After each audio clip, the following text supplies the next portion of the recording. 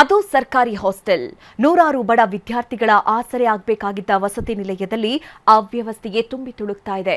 ಟಿವಿ9ನಲ್ಲಿ ವರದಿ ಪ್ರಸಾರವಾಗ್ತಾ ಇದ್ದಂತೆ ಉಪಲೋಕಾಯುಕ್ತ ನ್ಯಾಯಮೂರ್ತಿಗಳು ಹಾಸ್ಟೆಲ್ಗೆ ಭೇಟಿ ಕೊಟ್ಟಿದ್ದಾರೆ. ವಾರ್ಡನ್ ಮತ್ತು ಅಧಿಕಾರಿಗಳಿಗೆ ಹಿಗ್ಗಾಮುಗ್ಗಾ ಕ್ಲಾಸ್ ತೆಗೆದುಕೊಂಡಿದ್ದಾರೆ.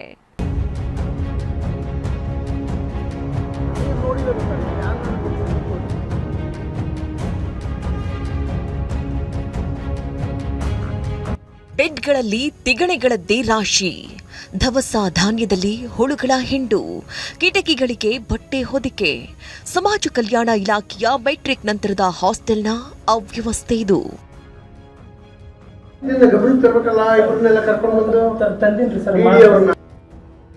ಸರ್ಕಾರಿ ಹಾಸ್ಟೆಲ್ನ ಕರ್ಮಕಾಂಡ ತೆರೆದಿಟ್ಟ ಟಿವಿ9 ವರದಿ ಬೆನ್ನಲ್ಲೇ ಉಪಲೋಕಾಯುಕ್ತರ ಭೇಟಿ. ಗದಗ ನಗರದ ಸೂರ್ಯನಗರದಲ್ಲಿ ಇರುವ ಸರ್ಕಾರಿ ಹಾಸ್ಟೆಲ್ನ ಕರ್ಮಕಾಂಡದ ಬಗ್ಗೆ ಟಿವಿ9 ವಿಸ್ತೃತ ವರದಿ ಮಾಡಿತ್ತು. ಟಿವಿ9ನಲ್ಲಿ ವರದಿ ಪ್ರಸಾರವಾಗ್ತಿದ್ದಂತೆ ಉಪಲೋಕಾಯುಕ್ತ ನ್ಯಾಯಮೂರ್ತಿ ಕೆಎನ್ ಫಣೀಂದ್ರ ಅವರು ದಿಢೀರ್ ಭೇಟಿ ಕೊಟ್ಟಿದ್ದಾರೆ. ಹಾಸ್ಟೆಲ್ ವಾರ್ಡನ್ ಅಧಿಕಾರಿಗಳಿಗೆ ಫುಲ್ ಕ್ಲಾಸ್ ತೆಗೆದುಕೊಂಡಿದ್ದಾರೆ. ಉಪಲೋಕಾಯುಕ್ತರು ಪ್ರಶ್ನೆ ಮೇಲೆ ಪ್ರಶ್ನೆ ಕೇಳ್ತಾ ಇದ್ರೆ ಹಾಸ್ಟೆಲ್ ವಾರ್ಡನ್ ಮತ್ತು ಅಧಿಕಾರಿಗಳು ತಡಬಡಾಯಿಸಿದ್ದಾರೆ.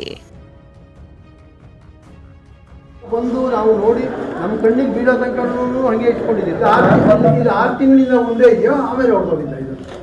ಸಮಾಜ ಕಲ್ಯಾಣ ಇಲಾಖೆಯ ಮೆಟ್ರಿಕ್ ನಂತರದ ಬಾಲಕರ ವಸತಿ ನಿಲಯದಲ್ಲಿ ಉಪಲೋಕಾಯುಕ್ತ ನ್ಯಾಯಮೂರ್ತಿಗಳು ಇಂಚಿಂಚು ಪರಿಶೀಲನೆ ನಡೆಸಿದ್ರು. ಕಿತ್ತೋಗಿರೋ ಬೆಡ್ಶೀಟ್, ಕಿಟಕಿಗಳಿಗೆ ಬಟ್ಟೆ ಹೊದಿಕೆ, ಹಾಸ್ಟೆಲ್ನ ಪಕ್ಕದಲ್ಲೇ ಕಸದ ರಾಶಿ ಕಂಡು ಕೆಂಟ ಮಂಡಲರಾದ್ರು.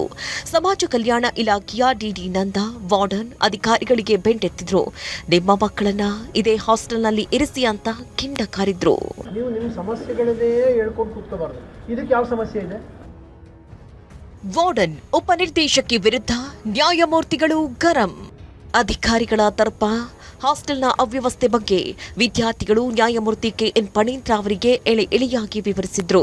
ಬಳಿಕ ಮಾತನಾಡಿದ ಉಪಲೋಕಾಯುಕ್ತರು, ರಾಜ್ಯದಲ್ಲಿ ಅತ್ಯಂತ ಕೆಟ್ಟ ಹಾಸ್ಟೆಲ್ ಇದಾಗಿದೆ.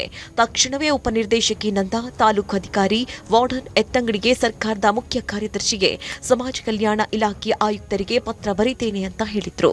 ಯಾರಿಗೂ ಕೂಡ ಶುಚಿತ್ವ ಮೇಂಟೈನ್ ಮಾಡ್ತಕ್ಕಂಥ ಒಂದು ಮನೋಭಾವನೆ ಇಲ್ಲಿ ಇಲ್ಲ, ಕಾಣ್ತಿಲ್ಲ. ಮೇಲಧಿಕಾರಿಗಳಾಗ್ಬೋದು, ಹುಡುಗರಾಗ್ಬೋದು, ವಾರ್ಡನ್ ಆಗ್ಬೋದು, ಯಾರೇ ಆಗಲಿ ಅದನ್ನು ಇಷ್ಟು ವರ್ಷ ಹಳೇದದು ಕಸರೆ ಹಾಕಿರೋದು. ಇದು ಸುಮಾರು ವರ್ಷಗಳಿಂದ ಹಾಕ್ತಾ ಬಂದಿದ್ದಾರೆ. ಇದೂ ಸಾಕಷ್ಟು ಕೆಟ್ಟದಾಗಿ ಇಟ್ಕೊಂಡಿದ್ದಾರೆ.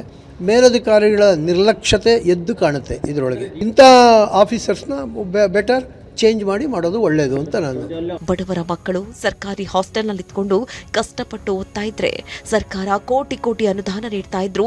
ಅಧಿಕಾರಿಗಳ ಬೇಜವಾಬ್ದಾರಿಯಿಂದ ಹಾಸ್ಟೆಲ್ನಲ್ಲಿ ಅವ್ಯವಸ್ಥೆ ತಾಂಡವವಾಡ್ತಾ ಇದೆ. ಹಾಸ್ಟೆಲ್ನ ಕರ್ಮಕಾಂಡದ ಬಗ್ಗೆ ಟಿವಿ9ನಲ್ಲಿ ವರದಿ ಪ್ರಸಾರವಾಗ್ತಾ ಇದ್ದಂತೆ ಉಪಲೋಕಾಯುಕ್ತ ನ್ಯಾಯಮೂರ್ತಿಗಳು ಅಧಿಕಾರಿಗಳ ಚಳಿ ಬಿಡಿಸಿದ್ದಾರೆ. ಸಂಜೀವ್ ಪಾಂಡ್ರೆ, ಟಿವಿ9 ಗದಗ.